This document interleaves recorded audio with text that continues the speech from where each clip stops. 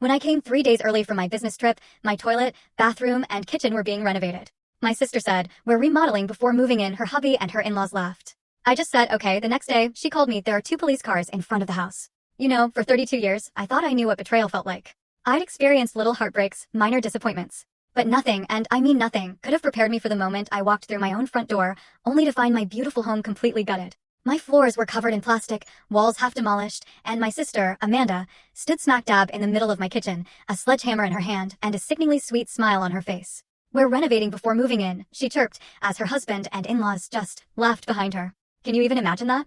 The audacity. Now, you need to understand why finding my sister demolishing my house hit me like a ton of bricks. Because this isn't just a house. It's my house. My beautiful 3-bedroom colonial in the Boston suburbs. I'm a marketing executive, and I scrimped and saved for 10 years. 10 years in a tiny studio, picking up side gigs, just to buy this place 2 years ago. Every single mortgage payment, every property tax bill, every penny has come from my own hard work.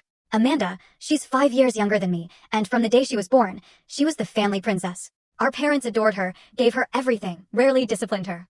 I still remember when I was 12 and she was 7, she took my favorite sweater without asking and spilled juice all over it. When I complained, my parents just said, "Maria, you're the big sister. You need to share with your little sister." And that, my friends, became the pattern of our entire lives. My toys became her toys. My clothes became her clothes. My achievements? Briefly celebrated, before the spotlight inevitably swung back to whatever Amanda was doing.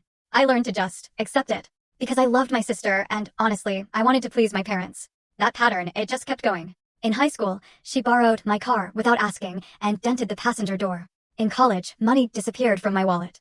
After graduation, when I finally got my own apartment, she showed up with a suitcase after a fight with our parents, saying she'd stay for a weekend. 3 months later, she was still there. Despite it all, I maintained a relationship.